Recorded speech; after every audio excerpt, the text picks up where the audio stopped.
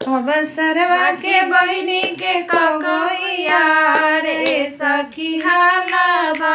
अब सरवा के बहिनी के कगोइया ए सखी हालाबा। तिलक हरू के बहिनी के कगोइया ए सखी हालाबा।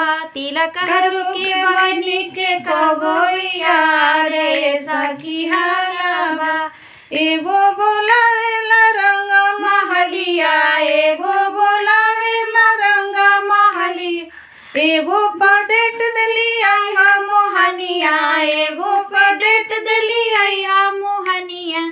अब एगो बोलावेला ससरम बाजार ए सखी हालाबा।